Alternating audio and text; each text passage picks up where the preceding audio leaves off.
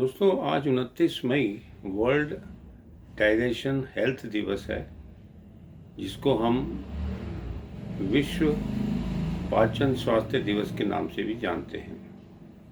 ये ऐसा रोग है जिसके अंदर यदि रोग अपने ऐसे लक्षणों से बार बार होता है, या पुराना हो जाए, या अक्सर रहने लगे, या क्रॉनिक हो जाए, तो उसको हम इस रोग से जानते हैं। जैसे कि आजकल सामान्य तौर पे ulcerative colitis, Crohn disease, irritable bowel syndrome या inflammatory disease of the stomach इस नाम से जाना जाता है, जिसको हम हिंदी में कहें तो गृहिणी के नाम से जानते हैं। ये अवश्य ही ऐसा रोग है जिनमें अक्सर आपने लोगों को कहते सुना होगा, अपने पास में भी देखा होगा कि लोग अक्सर कहते हैं मेरे पेट में ब्लोटिंग होती है, गैस होती है, अक्सर दस्त लगे रहते हैं, यानी कि लैट्रिन पतली आती है, या कभी कब्ज होती है, शरीर का वजन भी कम होने लगता है, चिड़चिड़ापन भी उन लोगों में आम होता है, हल्का हल्का बुखार भी होता है और कभी कभी खून भी आने लगता है लैट्रिन में। ये सामान्य से लक्षण मैंने आपसे अभी आपको संबोधित किए। ये जानिए कि ये रोग होता क्यों है। ये अधिकांशतः लोगों को अपने खान पान संबंधित, दिनचर्या संबंधित अर्थात लाइफस्टाइल डिजीज से संबंधित रोग है। अक्सर लोग दिन में वो सब खाना खाते हैं जिसके अंदर फास्ट फूड की तरह बहुत तला हुआ होता है, जिसमें तेल ज़्यादा होता है और पैक्ड ज़्यादा होता है। अक्सर लोग बाहर का ज़्यादा खाना खाते हैं, रात को देर में पार्टी भी करते हैं, देर में खाना खाते हैं, हजम होने का टाइम नहीं मिलता। और ऐसे ही आप देखेंगे ऐसे लोग एक्सरसाइज कम करते हैं, या जिस प्रकार की आरामदेह जीवन है उनका, उसमें ये रोग बढ़ता ही है। अब रही बात है क्या ये रोग पहले भी होते थे? अवश्य होते होंगे।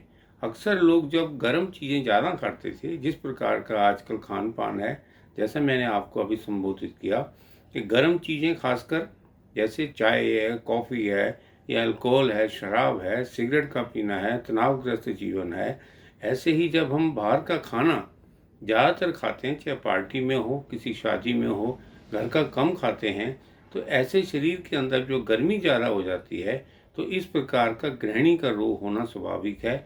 हमारे अंदर जो ये प्रॉब्लम्स हैं इसलिए होती हैं कि हमारे अंदर पेट में, स्टमक के अंदर सूजन होने लगती है। जिस प्रकार से गुड बैक्टीरिया बनने चाहिए, निकलते हैं पाचन के लिए, एंजाइम बनते हैं, या यूं कहें डाइजेस्टिव जूसेस हैं, ये सब ना बन के इन रोगों की उत्पत्ति करते हैं। अब रही बात है क्या ये रोग पहले होते थे? शायद कम होते थे जिस प्रकार आजकल देखने को मिलते हैं। इसके अलावा लोग जिन कारणों को मैंने अभी आपको बताया, यदि आप इन कारणों से अपने आप को बचा पाएँ या खुद बच सकें, उसको नियंत्रित कर पाएँ, तो अवश्य ये रोग नहीं होंगे। तो आप ये जानिए, सबसे पहले तो अपने खान पान को ठीक करें, अपना जो सोच है उसको सकारात्मक रखें, सोने की आदत डालें समय से, थोड़ा घूमने फिरने की आदत डालें। और मैं ये कहूँगा कि जितना तनावग्रस्त जीवन से आप बच पाएँ, चाहे इसके लिए आप संगीत सुनें या कोई बुक पढ़ें, इस प्रकार का म्यूज़िक सुनने से, किताबें पढ़ने से जो आपके जीवन में प्रेरणा दे, ऐसे लोगों की गाथाएं जानना बहुत आवश्यक है। कहने का मेरा अभिप्राय है, ये पेट के रोग खाली पेट से नहीं होते, इसका संबंध हमारे स्ट्रेस लेवल से, जिसको साइकोसोमेटिक डिजीज़ भी कहा जाता है, उसकी एक देन है। जब धीरे धीरे इम्यूनिटी कम होने लगती है तो हमारे शरीर में इम्यूनिटी भी कम होने लगती है। जब लोगों की नींद अच्छी हुआ करती थी, लोग टहलते थे या घूमते फिरते थे, परिवार बड़े होते थे, एक दूसरे से बातें करते थे, एक दूसरे के सुख दुख की बातें साझा की जाती थी, तो लोग अपने आप में एक प्रकार से मानसिक रूप से बड़े सबल रहा करते थे, मनोबल उनका अधिक हुआ करता था। आज शायद न्यूक्लियर लाइफ के कारण हम सब कुछ होते हुए भी इन सब बीमारियों से ग्रस्त हैं। क्या हम जीवन में केवल दवाइयों पे ही चलेंगे? ऐसा हमारा सोचना शायद गलत होगा। तो मैं फिर भी आपसे कहूँगा, अपनी दिनचर्या को ऐसा बनाएं कि वो मानसिक रूप से स्वस्थ हो। चाहे आप महंगा खाना ना खा के सात्विक खाना खाइए, सीजन के फल फ्रूट खाएं, सब्जियां खाएं, या यूं कहें कि जो आपको चीज़ें इस प्रकार से संतुलित जो भोजन में मिलती हैं उसका सेवन करें। मात्रा आपकी ज़्यादा ना हो, मॉडरेट क्वांटिटी में हो, पानी पर्याप्त पिएं। मैं आपसे फिर कहूँगा कि पानी आप अवश्य ही उबाल के पिएं। रात को आप उबाल लें, दिन भर 2-2.5 लीटर पानी पिएं। जितनी भी गर्म चीज़ें हैं, चाहे चाय है, कॉफ़ी है, सिगरेट है, शराब है, इसका कम से कम सेवन करेंगे तो ज़्यादा अच्छा होगा। अर्थात जो गर्मी अंदर है वो ना हो तो ज़्यादा अच्छा होगा, ताकि पूरे तरीके से हमारा पाचन अच्छा होगा। उसके अंदर हम सभी प्रकार के एंजाइम या गुड बैक्टीरिया को बना पाएंगे और वो हमारे पाचन का स्वास्थ्य ठीक रखेगा।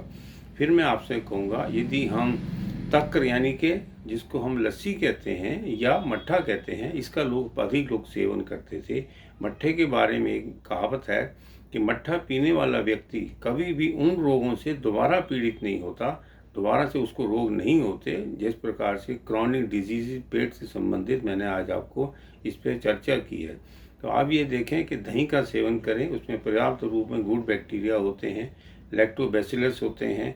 दूध को यदि आपको लगता है ठीक नहीं है मेरे लिए, इसकी मात्रा कम कर दें। चाहे तो इसके अंदर आप हल्दी भी ले सकते हैं, हल्का हल्दी लेने से गोल्डन मिल्क भी कहा जाता है, इसका सेवन भी कर सकते हैं। ऐसे ही आप पेठा है, इसका सेवन करें। यदि जिन लोगों को लूज मोशन ज़्यादा रहते हैं वो बेल का मुरब्बा भी खा सकते हैं, बेल का पाउडर भी ले सकते हैं। ऐसी चीज़ें खाएं। साथ में कभी आप मुलट्ठी का पाउडर भी खा सकते हैं। मुलट्ठी जिस प्रकार से लोग पान के अंदर बड़े इच्छा से, बड़े मन से खाते हैं, क्यों ना हम पाउडर जो रूप में जो मुलट्ठी है उसको हम आधा चम्मच सुबह शाम खाएंगे। पेठा आप खाइए, आंवला आप खाइए, या बेल का पाउडर है आधा चम्मच सुबह शाम, ये लीजिए। इन सब चीज़ों से अवश्य ही आपको शारीरिक ही नहीं, केवल मानसिक रूप में भी आपको मदद मिलेगी और आप स्वस्थ रहेंगे। ध्यान रखें, जिन कारणों से रोग बढ़ते हैं उनको आप छोड़ें, ताकि आप इस समस्या का समाधान खुद ही कर पाएँ तो ज़्यादा अच्छा होगा। पानी के बारे में मैंने आपको बताया, पानी ऐसा पिए बिल्कुल स्वच्छ हो, उबला हुआ हो, जिसके अंदर बैक्टीरिया, वायरस ये सब खत्म हो। ऐसा पानी आप घर में खुद बना सकते हैं, बनिस्पत हम बाज़ार की बनी हुई भरी हुई बोतलें पिएँ। इससे अच्छा आप घर में अपने सामने उबाल के पिएंगे तो ज़्यादा अच्छा होगा। ध्यान रखें, ये समस्या ऐसी है जिसका हम खुद ही अपने आप उसका निरूपण कर सकते हैं। इससे हम बचने की कोशिश करें। धन्यवाद।